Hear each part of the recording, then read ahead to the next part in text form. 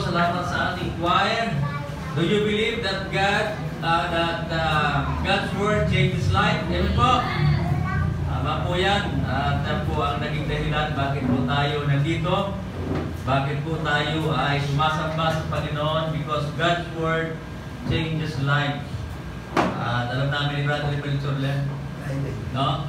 Paano po kami binago ng Panginoon? Tayong lahat na nandito, nararamdaman po natin, naranasan natin yung pagbabago ng buhay natin because of God's word. At patuloy po yung ipinapahayag sapagkat yan po ang kalooban ng Diyos ng bawat tao ay magbago sila ng buhay, magbago ng pananaw, magbago po ng direksyon ng buhay, mga kapatid. Kaya purihin ng Diyos dahil tayo ay pinapaalalahanan yan. Ngayon po umaga ay meron po tayong guest speaker all the way from United States of Calamity. Pero bago po yan ay meron po tayo muna tanging bilang or special number na mapapakinggan, and please be ready. Dito po ang ating tagapagsalita ay minsan lamang po natin dito ma-invite. Mahirap po itong imbitahin pagkat marami po itong speaking engagement. Pag sa mga patay po ay available po siya sa mga patay ang kaluluwa. So, kaya ayan po, alam ko na kinakabahan tayo kaysa kanya. Yan po makiramdam natin. Oo. So, kasi kailangan na po siyang isala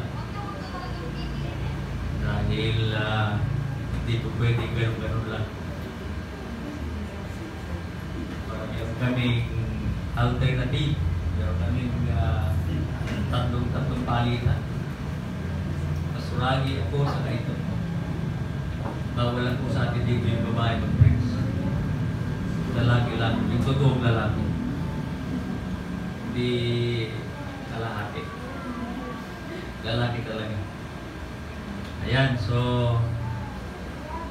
ilan ba isa lang pa natin ngayon? Isa lang? Dalawa? Isa lang? Okay, sige. Sa susunod ay dadagdagan ko na lang. Dadagdagan ko na lang ang kwento.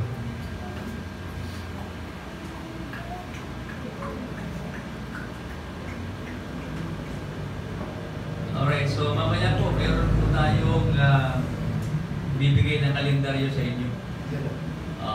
Ito po kasi yung ating pong party list na ibuboto natin sa darating po na halalan ngayong Mayo. So please be supported po sa ating pong party list. Malaki po pakinabang po natin dito. Pag ito po ay niloob ng Panginoon na makapo sa Kongreso. Ilang ang gamit yung record na amay dito? 4? Kasi diba? Bay-bay. Dito. Okay na? Okay, sige. Pagkain mo na natin yung special number. Sa mga pagpalang umaga po sa bawat isa. Amen. Sa bawat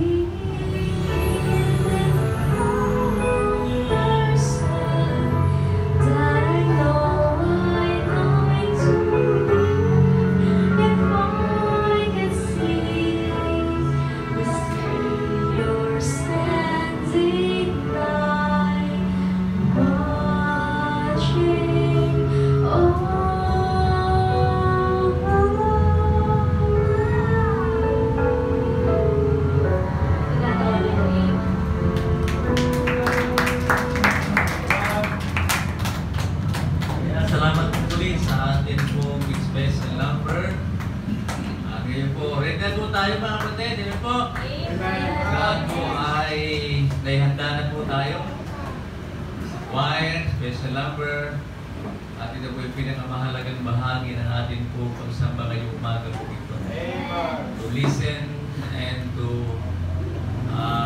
read and to apply the Word of God in our life. Yun po ang importante dyan. Ako, kahit anong galing po ng tagapagturo, kahit anong galing ng preaching, kahit anong husay, kahit anong ganda ng pananalita, ng tagapagsalita, kung hindi naman yan tinay-apply ay wala rin po sa isay. Okay? So mga bata, please ano ba yan? Kailangan mo nito ng dalawa. Cellphone, tagay mo na cellphone. Tagay nyo muna. Ayan, so makikinig muna, ano, sandali lang ito. 2 oras lang ito. Oo, so first niya magsasalita dito. So, kaya po ay masyadong mapatok yung puso. Pero please, makinig po tayo sa kanyang sasabihin. Alam ko pinanalangin niya yung mensahe na kanya pong ibabahagi sa atin ngayong umaga po ito.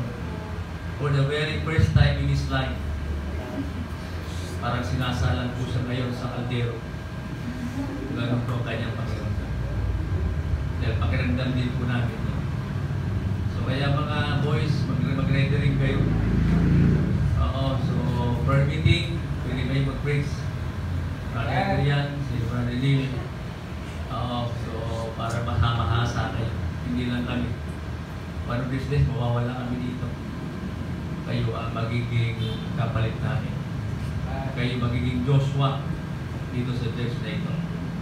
Hindi ko na pahabain, baka ano tayong mamalit. Tawagin natin, Brother Archie.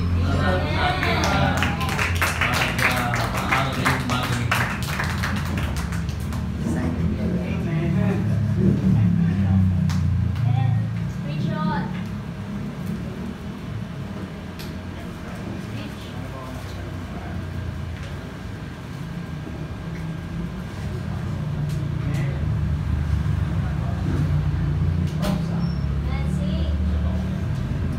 Amen po. Magandang umaga po sa bawat isa. At salamat po, Pastor Sani, Pastor Agin, salamat po, Among Lagi. Maging sa mga choir kanina, ganda ng awit nyo, no?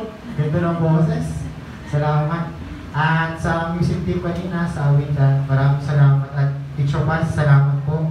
At ngayon ay is the very first time po na ako po ay magsasalita. At ayun, hindi ko po alam kung walang pakiramdam, pero alam ko lang, pinakabuhan po ako. Kaya ngayon po, hindi na po tayo magpapakatagal. At ulit, babasahin ko po yung ating pinasa kanina. Nasa 1 Peter po, yun, chapter 5, verse 11. Verse 8, dito po tayo magpapawas sa verse na ito. Sabi dito, verse 6 na para maganda. Verse 6. Yan. Sabi dito, humble yourselves therefore under the mighty hand of God, that He may exalt you in due time. Casting all your care upon Him, for He cared for you. Be sober, be vigilant, because your adversary the devil, as a roaring lion, walketh about, seeking whom he may devour. Kaya alam naman natin po na ang ating buhay, nung tinanggap po natin ang Panginoong Hesus, tayo po ay kinalaban natin ang ating kaaway. Dati po, anak tayo ng sabihin na natin ng kadiliman. Kasi nahulog po tayo sa kasalanan. Okay po, ng kaninunan natin, nahulog ang sanlibutan sa kasalanan. At dahil doon, naging anak po tayo ng kadiliman. Pero, dahil sa pagmamahal ng Panginoon, salamat dahil namatay ang Panginoon sa krus at siya ay nabuhay na magmuli para sa atin, iligtas tayo sa ating mga kasalanan. Tayo po ay binigyan niya ng authority na kung sino po ang tumanggap sa Panginoon, siya po ay binigyan niya ng karapatan maging anak niya. So, anak po tayo ng Diyos. So, sino po tumanggap dito sa Panginoon? So, kung tinanggap niyo na po ang Panginoon, ibig sabihin po, binigyan tayo ng authority to be the sons of God. So, tayo po lahat, anak po tayo ng Diyos. Dahil naging anak po tayo ng Diyos, tayo po ay nag-rebelde na. Nag-rebellion tayo sa ating kawin. Kaya masasabi natin na nasa labanan po tayo. Na ang Christian life po ay hindi po yan playground na very narinig natin na hindi po ito palaruan basta-basta. Kundi po ito ay battleground na kung saan tayo po ay nakikipaglaban sa Kanya araw-araw. Amen po? Amen. So hindi natin struggle ang flesh and blood. Ang labanan na ito ay hindi natin nakikita. Ibig sabihin pala, yung nakikita mong mga nakatabi mo, yan. Check nyo yung mga tabi nyo. Ayan, hindi po yan yung kaaway ninyo. Ang kaaway natin ay hindi po nakikita natin. So, ayun. So, hindi natin struggle ang flesh and blood. It is the prince of the power of the air, yung spiritual realm. Kung tayo tumanggap na tayo sa Panginoon, maiintindihan natin that our battle is spiritually, hindi po physical. Amen po? So yun pala. At may isa po ako natutunan doon na araw-araw pala tayo lumalaban. Araw-araw tayo nakipagtigma. Dapat lang, mga kapatid, bago tayo magsimula sa message na to, ito yung magandang tandaan natin. Araw-araw tayong lumalaban. araw-araw din dapat tayong nananalo. Amen? Ayan, dapat gano'n. So, di na po tayo papakatagal. Introduce ko sa inyo yung ating title. So, title po ng message natin ito ay Overcoming Your Adversary.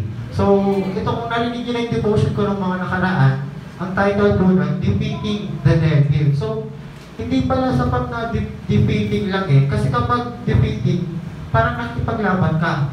So, pag na-overcome mo na siya, yung adversary, parang wala na lang, na parang wala ka ng laban. So, na-overcome mo na Okay, pinag-guess po ba? Okay. Overcoming your adversary. Sabi nga po dito sa verse 8, be sober, be vigilant, because your adversary, the devil, as a roaring lion, walking about, seeking whom he may devour. Okay po? Na malinaw po ba? So,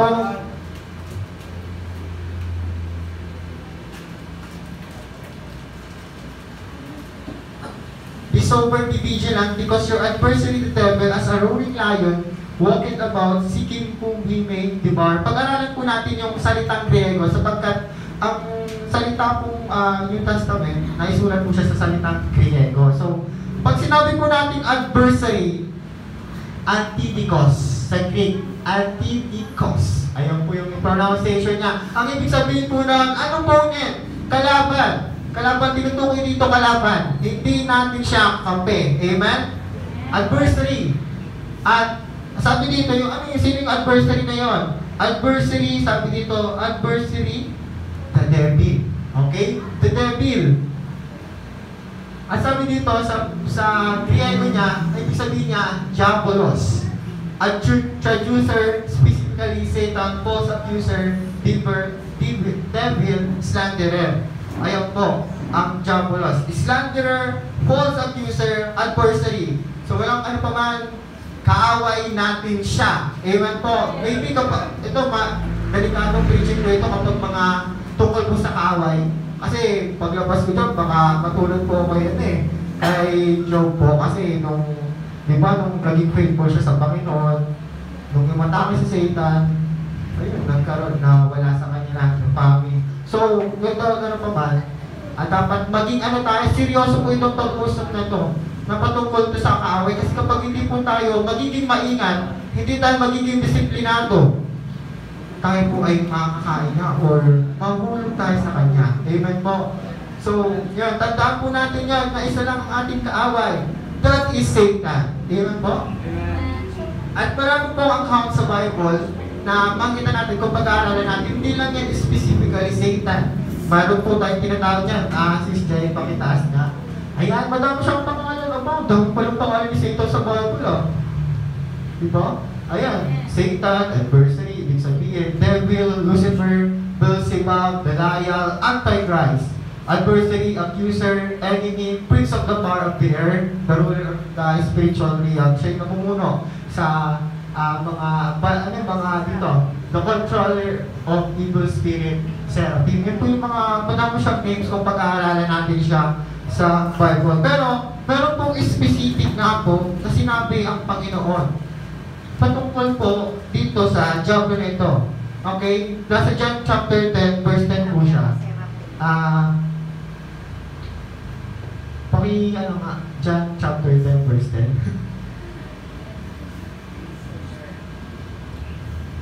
Makita po natin dito yung pinaka-goal po ng kaaway po sa atin. So, tingnan po natin. Yan po, dito sa verse na to, siya ay isang thief. Ayan, the thief.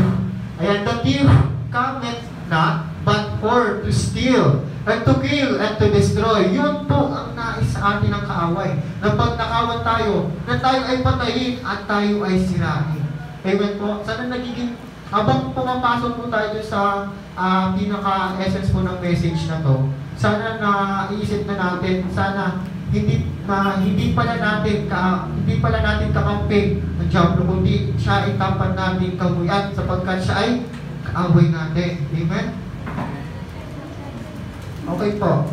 At dahil nga po doon, makita natin dito sa Bible, sa salita po ng Panginoon, ay meron pong mga nabiktima na ito. ang kaaway na ito. May nabiktima na siya from the past sa Old Testament. At sino yan? Una dyan, noong nasa Garden of Eden, si Satan ay isang, ano mga bata? Serpent. So, Adam and Eve, dyan ang una nagpakita si Satan. At anong ginawa niya kay Adam and Eve? Tinanong niya. At pagkatapos niya, nahulog sa kasalanan ang sanlibutan o sa katauhan. Hindi lang yan.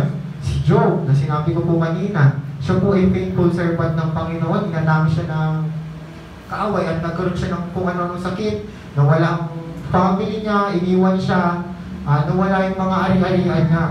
So, yun po yung inatake. Pag si Jesus din po, ang ating Panginoon, inatake rin ng Diablo. Doon sa wilderness, nagpo-fasting siya, 40 days and 40 nights. Inatake siya ni Satan. Buti na lang, malakas ang Panginoon natin, no? Amen? Yeah. Hindi nagpadaig ang Panginoon natin at nanalo si Satan. Amen? Amen. Okay. At kahit ngayon pa rin po, hindi lang from the past, umaatake ang Diablo. Habang nabubuhay tayo, habang nandito pa tayo sa mundong ito, at ang kasalanan ay nananalaytay pa rin sa atin, hindi pa rin siya tumitigil. Kahit ngayon po, umaatake ang kaaway. Amen? Amen. So, sino po ba yung mga biktima niya sa araw na ito? Sa panahon ito, sa palagay nyo, sino po kaya ang tinutukoy na parang pray? Okay po? Sino po kaya? Number 1. It is you. Ikaw ang target ng kaaway. Tayo po ay target ng kaaway. Okay po? Kaya titignan po natin maigi ang ating mga sarili. Amen? Hindi lang yan ang church. Ang church ay target din ng kaaway. Akala natin dito banal. Okay? Wala nang kasalanan. Pero hindi pala natin alam. Nandyan lang siya, nakikinig. Ayan, nakikinig lang siya. At naghihintay ng mabibiktima niya. Kung titignan natin sa context natin para mayroon tayong background, nasa Acts chapter 5, hindi ko na makita natin dito yung kwento noong nagsisimula pa lang kasagsagan ng church. Si Ananias at si Sapphira. Okay po? Si Ananias at si Sapphira, isa silang mga naglilingkod sa church. Tapos nung inutusan sila ni Apostle Peter na ibenta yung mga ari-arian nila, ang ginawa nila Sapphira at ni Ananias, ibinenta yung ari-arian nila, pero sila din yung kumuha. So Satan filled their hearts, sabi nga ng Bible doon sa story na yon. So ang church, maging ang pastor, kaya pinapanalangin natin ang mga pastor natin. Mahalaga po yan, amen? Amen. Dapat na maging seryoso po tayo sa bagay na ito, kasi kapag ang pastor po, nahulog po yan sa kamay ng Diablo, delikado po ang mga member. Amen po. Kasi kapag nabagsak ang leader, bagsak din ang members. So, kailangan patindi po ang pananalangin natin sa mga pastor natin. Amen. Maging sa family nila, maging sa mga nakasama nila. Kasi mas malakas ang Diablo kinakaharap ng mga pastor. Ano po? Amen po? Kaya dapat po, pinagpipili natin sila, maging tayo members, pinagpipili natin yung ating mga ministry, yung ating relationship, kasi kapag binigyan natin si Satan ng puwang, halimbawa, binigyan natin siya ng puwang para magkaroon tayo ng bitterness sa ating puso, hindi tayo makakapag-serve ng maayos. May tampungan, may samaan ng loob, hindi tayo mag-work ng maayos. Amen po? Sana wala po, hopefully, wala po dito nagkakasamaan ng loob. Amen? Okay po. Maging ang family, ang community, at ang ating nation, each of our houses, may stronghold yan ni Satan. Amen? Bawat bahay may mga stronghold yan ni Satan, kaya may mga nag-aaway, may magkakahiwalay ng magulang, because merong stronghold si Satan, at ginugulo niya yon. Ginugulo niya ang family. So ngayon, hindi sila makalapos sa Panginoon. Maging ang community, ang mga nasa labas, ang mga nakasama natin sa labas, yan, target ni Satan, temptation, maging mga nakaupo doon sa tinatawag nating position. Amen? Inaatake ni Satan yan. Kung manonood ko kayo ng balita ngayon, marami na kung ano-ano lumalabas na mga Senate, sa mga Senate, mga movement po kung tinatawag nila, na pinipilit na, okay lang po ba i-open topic ko po itong about sa nation? Okay lang po ba? So, meron po akong nakita, yung sinend po ni Pastor Sani, Senate at Senate Bill Act of 1973. At tumutungkol po ito sa adolescence or sa sex education po. Natuturuan po yung mga bata 0 to 4 years old about sa bagay na yon. Amen po? Nandito po ba tayo? 0 to 4 years old, i-introduce mo na yung sex sa kanila. Karumal-dumal, mga kapatid. Karumal-dumal po ang batas na yon. Amen? 0 to 4 years old, tatanggalan mo ng innocence. Diba? Sabi ng Bible, sila, nasa kanila ang kaharian ng Diyos. Amen? Kaya, be careful po. Amen po. Upos tayo doon sa pilit na yun. Sa ganong, upos yun sa pilit natin, mga Kristiyano. Amen? Kaya, yun. Kailangan natin maging sober tayo, maging vigilant tayo. Kasi, madali lang tayo matalo ng kaaway. Vulnerable tayo. Amen? Mahina tayo. May kapangyarihan ng kaaway. Tayo wala. Amen? Yun po. So, next slide.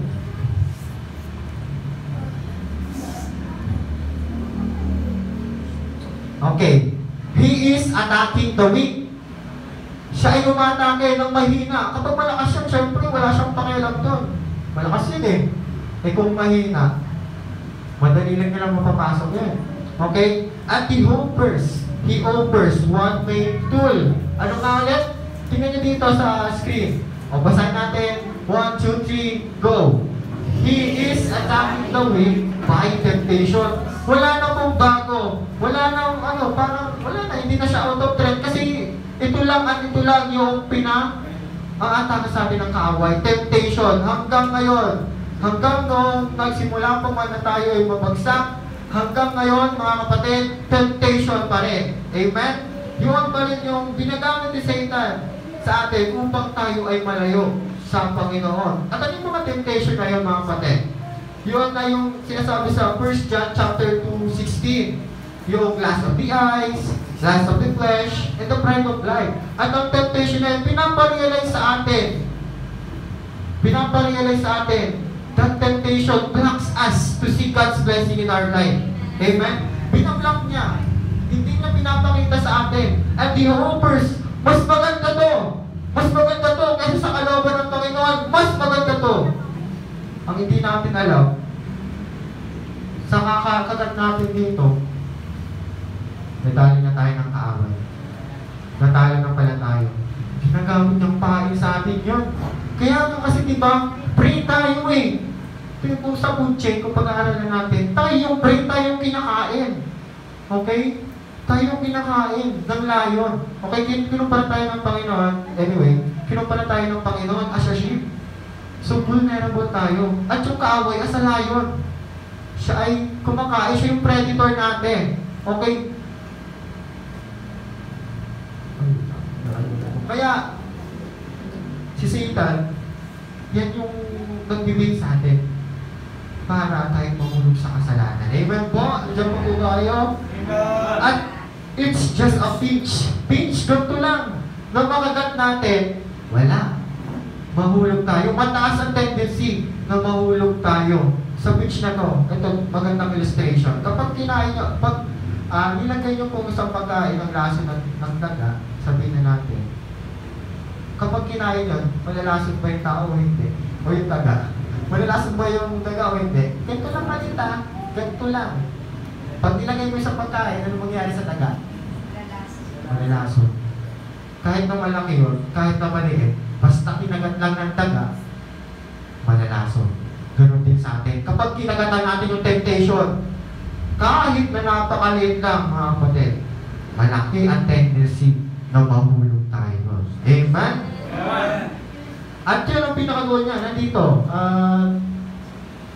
To make sin look normal in holiness of normal. Okay? Parang minsan, naglilingkod ka sa Panginoon, parang dahil nasanay ka na sa, sa buhay mo, then pinaparealize na pala sa'yo ng kaaway, kakagat mo ng temptation, kaka-fall mo into temptation. Ang nangyayari na pala, nagiging normal na lang pala sa atin na nagagawa yun, kahit na mali. Okay? At yung holiness, parang nakikrit siya tayo, parang pray na naman ganyan na naman. Parang ganyan yung pinaparealize sa atin ng kaaway. Amen? At yan, at nandito na tayo sa ating points, okay, to overcome your adversary. Amen? Are we ready to overcome our adversary? Amen. Okay? At ating pag-aralan, sige. Ito yung mga biblical instruction to overcome our adversary. Kung binasa nyo pong paigin at tinanggap yung salita ng Diyos, nandito na lang yun. Okay? Papagandahin lang natin sa mga salita. Amen? Ready na po ba tayo? Ayan. First, punta po tayo sa ating first point.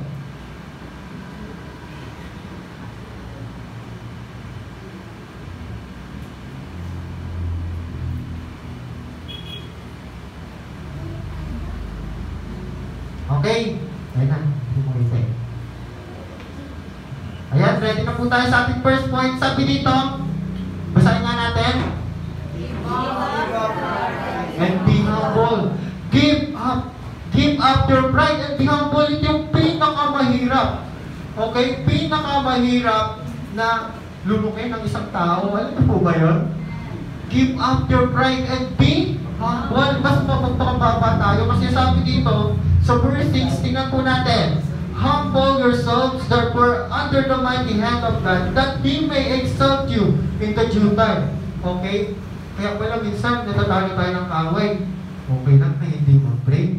Okay lang na hindi magbasa ng Bible. Okay lang nakaligtaan yan. Diyan naman ang Panginoon. Alam niya naman yung pangailangan ko. Pero hindi natin alam sa kakaganin natin. Binibuild natin yung pride natin. Binibuild natin na magkaroon ng pong sa atin si Satan. Okay?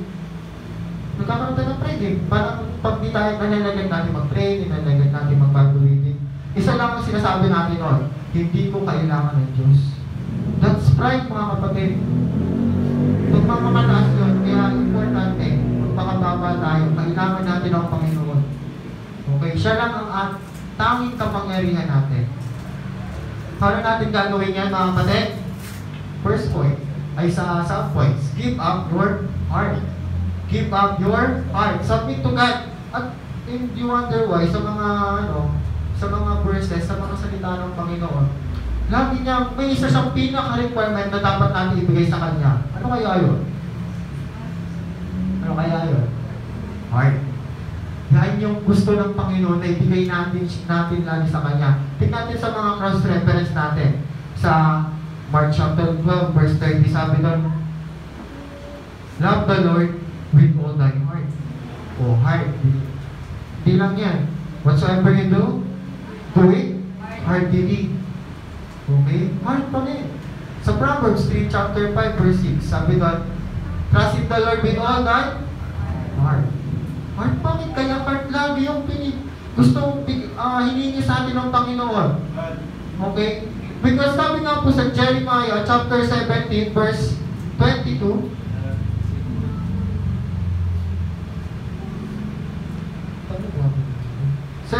chapter 9. Jeremiah chapter 17 verse 9. The heart is deceitful above all things and desperately wicked.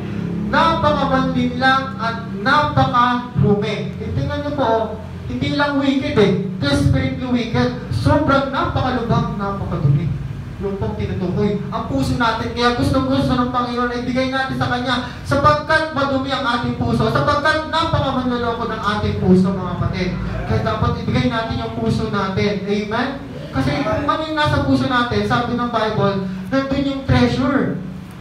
Ano sabi dito?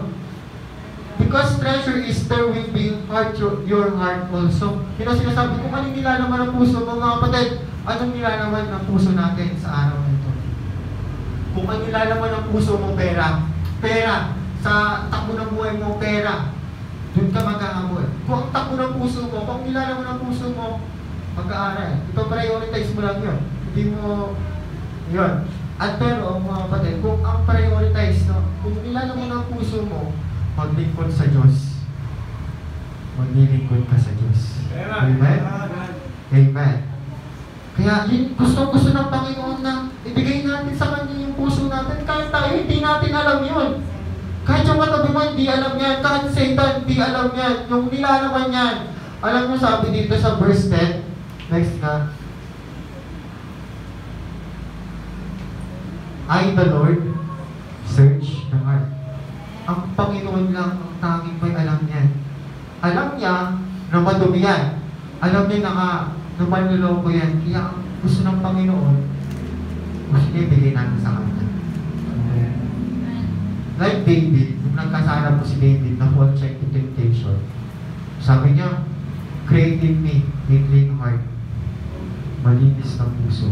Pangako sa atin ng Panginoon, once naginip natin ang ating puso sa Kanya, He will put a new heart na susunod na magpapasakop sa Kanya. Amen? Kaya bigay natin yung puso natin. Mahirap. Pero dyan nagsisimula ang lahat. Kung gusto natin ng pagbabago, simulan natin sa puso natin. Okay? Hindi lang yan. Sabi dito, pangalawa, give up your mind. Cast all your cares. Hindi lang puso, kundi isip. Love the Lord with all thine heart and all thy mind. With all thy heart and all thy mind. Pangalawa, hiningi ng Panginoon sa atin ang mind, ang ating puso, ang ating isipan. Okay? Hindi lang yung Proverbs. Trust in the Lord with all thine heart and lean that unto thy own understanding. Puso ay, pagkatapos ng puso, mind naman. Kasi bakit mind? Dito nagsisimula pa rin ang laban, ang gera. Nasa utak pa rin natin. Kaya ang Panginoon gusto na ibigay natin sa Kanya ang ating pag-isip, ang ating understanding. Kasi hindi natin lahat nalalaman. Amen? Hindi natin alam lahat ng bagay-bagay. Kaya maganda, ibigay po natin sa Panginoon. Ipagkatiwala natin sa Panginoon. Amen? Every care, maliit man yan o malaki, kailangan natin ipagkatiwala sa Panginoon. Amen? Kaya, give up your mind. Huwag tayo magtiwala sa ating mga sarili. Amen? Sabi dito, sa notes ko, stop trying it on your own. Stop doubting that God is not working. Stop complaining and be content. Kailangan healthy yung ating puso, yung ating isipan. Sa gayon, sabi nga sa Bible, renew your mind. Okay? Be transformed and renew your mind. So, nasa isipan natin. Kailangan natin ibigay sa Panginoon. Amen? At hindi lang yun. Give up your ways. Para mag-give up natin yung pride natin. Maging humble tayo. Suko natin sa Panginoon. Amen? Give up your ways. Let it God. Kung dami tayong ways, sabi sa Proverbs, hindi pa yun. Di pa natatapos din natin ito tayo ng understanding. In all thy ways, acknowledge Him. For He shall direct your paths. Sa buhay natin, madami po tayong mga paths na dapat, madami tayong paths na parang ang buhay nga, di ba? Laging may pagano, nadadaanan. Tayo lang yung mag-decide kung saan tayo dadaan. Okay? Kaya dapat sa ways natin, hindi dapat tayo sa ways natin, hindi sa Panginoon. Kalooban ng Panginoon natin. Amen? Kasi ang safest place, nasaan? Kalooban ng Panginoon. At ang dangerous place, sa kalooban ng kaaway or the outside of the will of God. Kaya, yung puso, na-check na ba? Ano nilalaman ng puso natin ngayon?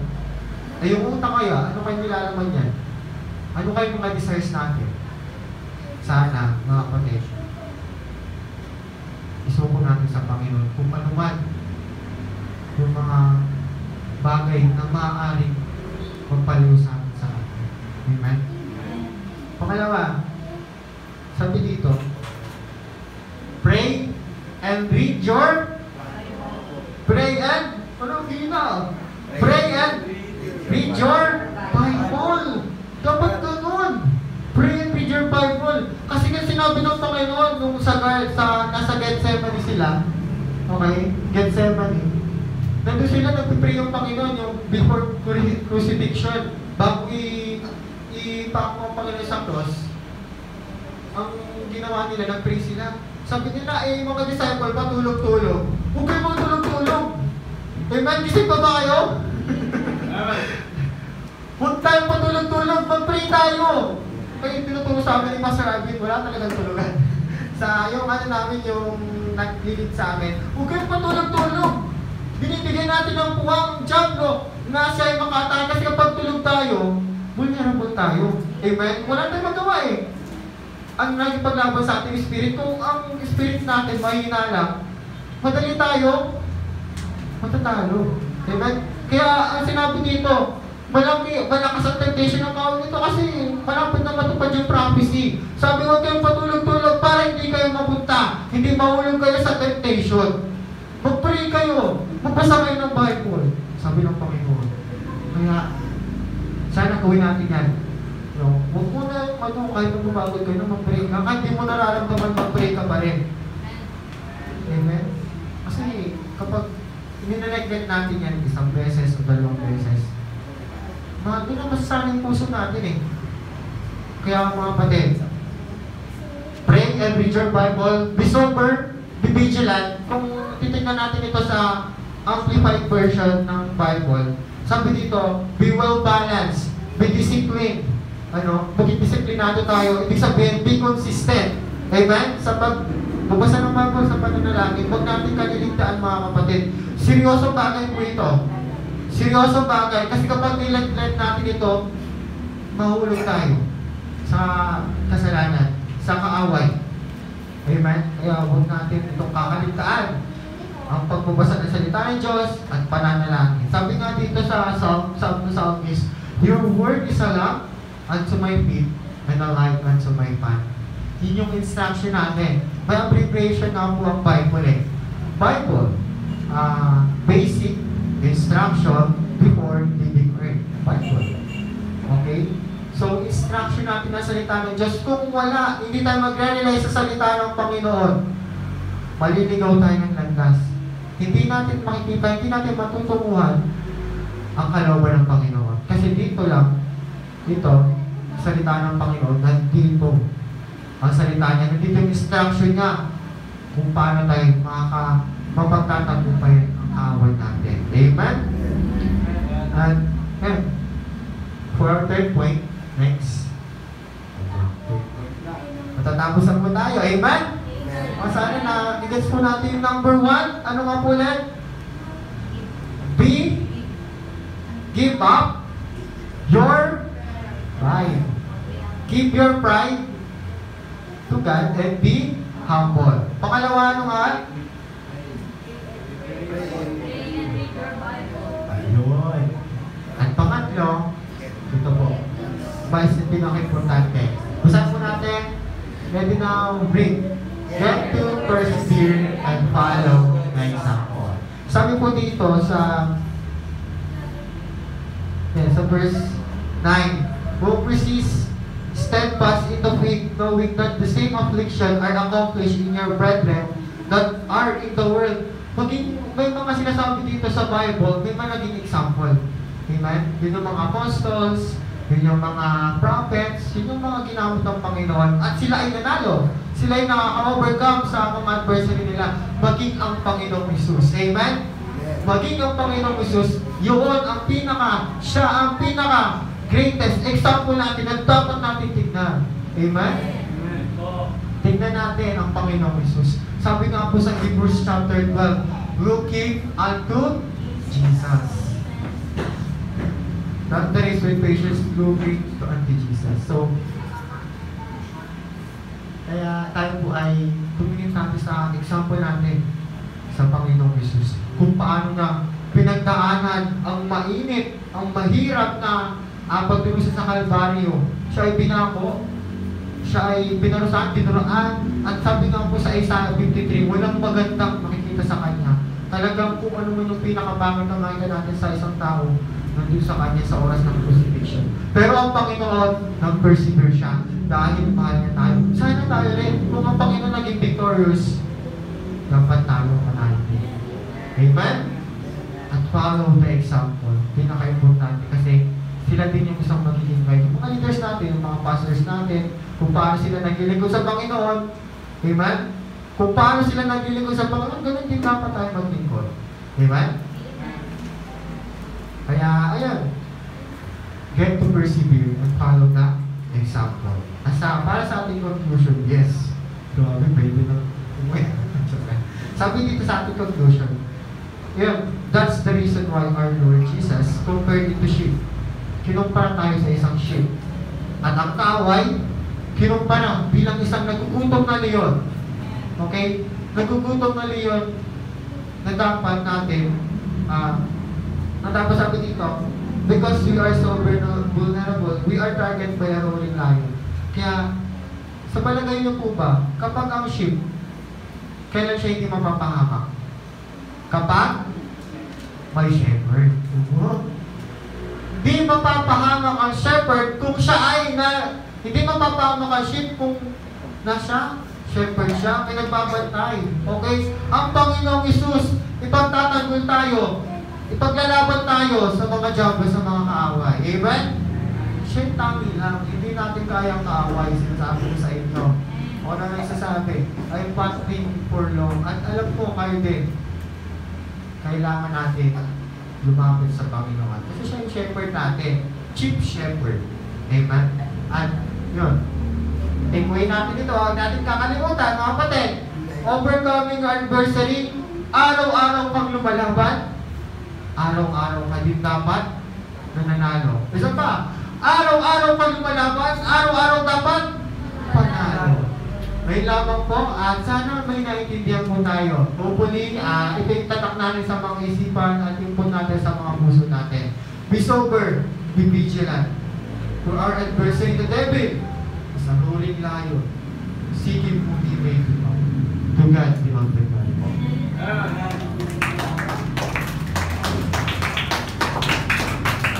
Ayan, so, dapat malinaw sa atin yung mensahe ng umaga po ito. Dapat natin kutuwain mga kapatid na kailangan natin i-keep up yung pride natin. Kasi humble, maging mababa po tayo sa Panginoon. At bakit natin kinalimutan yung ating salita ng Diyos. Siya yung nagbibigay sa atin ng liwanag, siya nagbibigay sa atin ng lakas. Kaya mga kapatid, lagi namin sinasabi, read your Bible every day and you grow. Dahil yan po magbibigay sa atin ng paglago. And then yung mag-persevere po tayo. Sabi ni perseverance is magtyaga. Sabagat ang Panginoong Jesucristo ay nagtyaga po siya upang makamtan natin ang buhay na walang hanggan. Nagtyaga ang Panginoon, nagtyaga yung mga pastors, nagtyaga yung mga sila Apostol Pablo, sila Peter, nagtyaga sila kahit na ang kanilang mga buhay ay naisasalan sa kamatayan, ay hindi po sila nag-give up sapagkat tuloy po sila naglilingkod sa Panginoon. Kapatid, never give up. Huwag natin kalilimutan. Huwag tayong sumuko, huwag tayong mag-quit sapagkat diablo po natin, away, siya po ang nagbibigay sa atin ng discouragement, siya po nagbibigay sa atin ng disappointment upang tayo ay lumayo sa Panginoon. Kaya maraming salamat po, Kaya napakabuti ng Diyos sa buhay natin. Sabi nga, kung paano mapagtatagumpayan natin ang atin pong mga tukso sa araw-araw is submit to God. Diba? Submit tayo sa Panginoon. And kami doon ay pag nagsubmit tayo sa Panginoon, siya naman po ay isa sa atin at hindi po magtatagumpay ang kaaway po natin. Ang atin pong adversary o kaaway is like a roaring lion. So, ibig sabihin, nagugutom siya palagi. Naghahanap siya ng kanyang masisila. Naghahanap siya ng kanyang mabibiktima. Kaya kinakailangan natin magpalakas. Be strong in the Lord and in the power of His might. Sabi ng Bible, siya po yung atin pong tinatawag sa tagumpay ang ating Panginoon.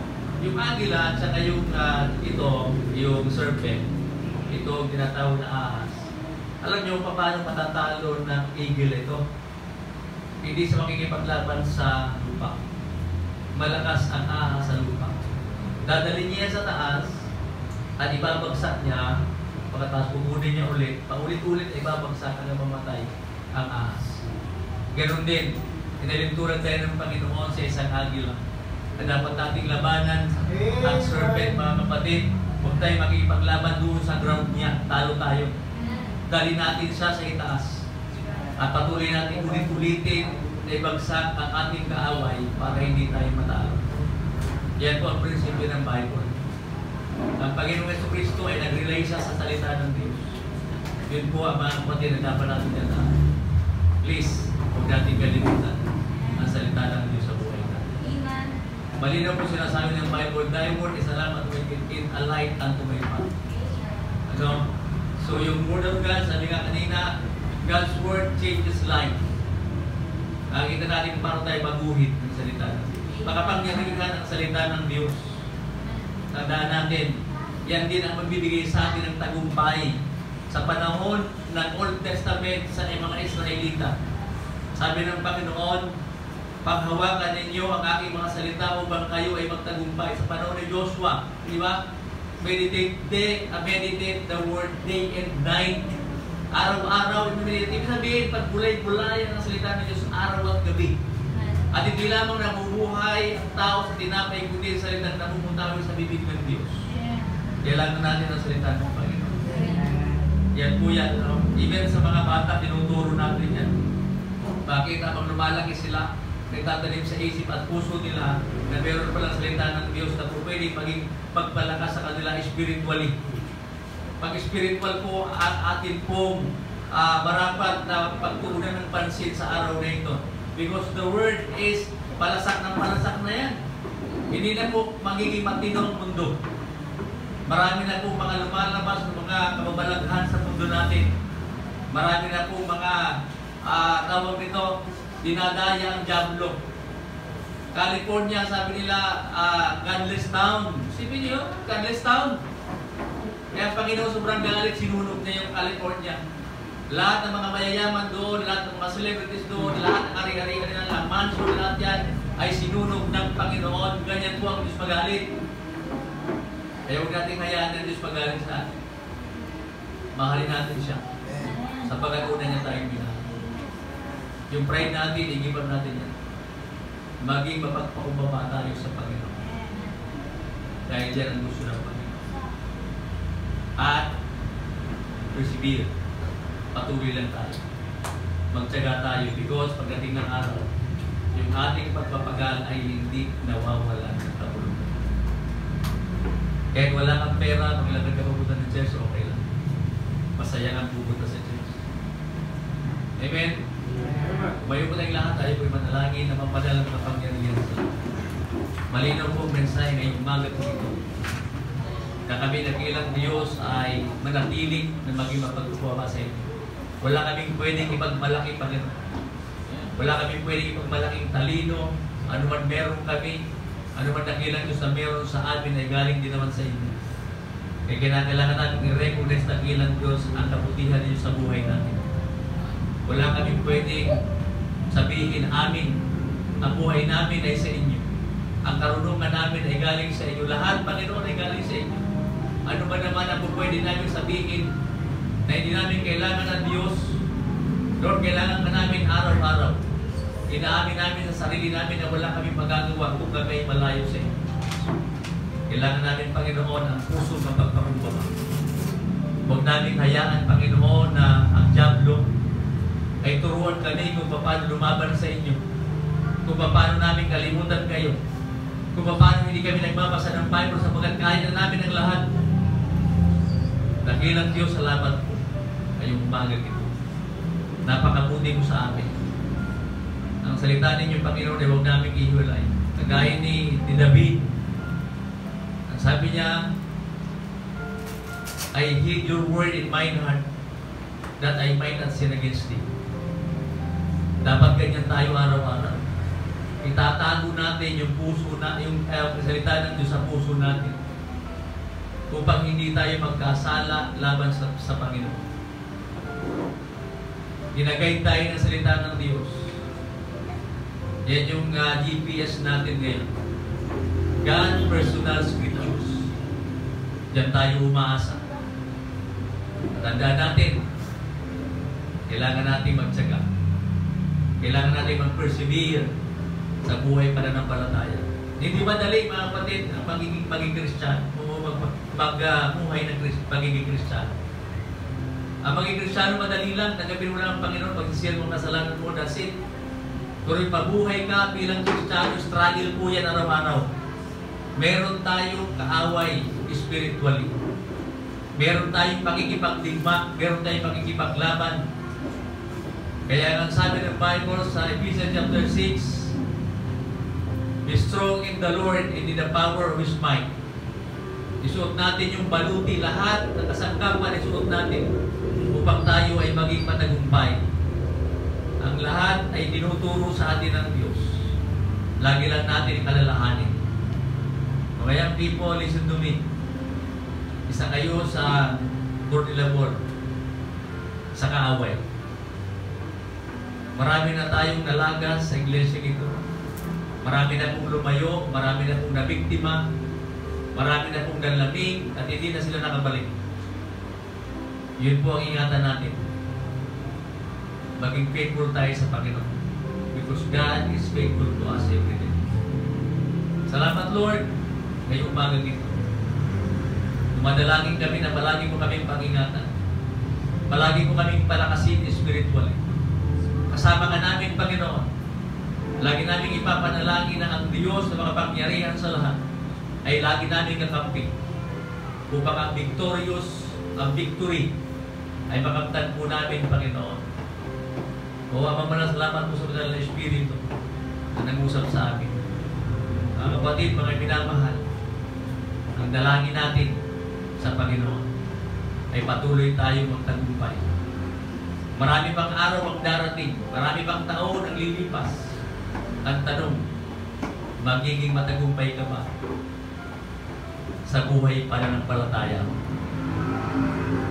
Huwag tayong magagapi, huwag tayong matatalo. Nasa atin na po yung victory. Yung victory ay nasa ating tagiliran, mga kapatid. Because God is for us, who can be against us? Ang pakikipagdigma ay sa Panginoon. Hindi natin yung kaya yung kalaban natin. Umasa tayo sa Diyos. Siya ang tagumpay natin. Purihin ka, Panginoon, sa pagkakataon po rin. Nakatiwala po namin ang lahat na huwag po maunin namin ang aming natutunan ngayong umaga po ito. Hindi lamang po ito ngayon kundi habang buhay, Panginoon. Maalala namin na araw-araw mayroon kaming kaaway. Hindi kami dapat maging kampante. Hindi dapat kami, Panginoon, mag-relax. Because one of these days, marahil, nandito kami, matapat kami, naglilingkod kami, Panginoon, sa inyo. Subalit, unti-unti namin namamalayan. Malayo na pala kami sa inyo. Sabagat hinatak na kami ng sanlibutan ng kaaway. Huwag namin, Panginoong Diyos, hayaan na mangyari po ay mga bagay na yan. Sapagkat ang Kristiyano ay palagi dapat mapagtagumpay sa araw-araw. Purihin ka at ito po ang aming panalangin sa pangalan ng ating Panginoong Yesus. Siya naman. Pwede po natin ang I'm giving. Magbigay po tayo sa Panginoon. Pwede now sing, I'm giving because I love Jesus. I'm giving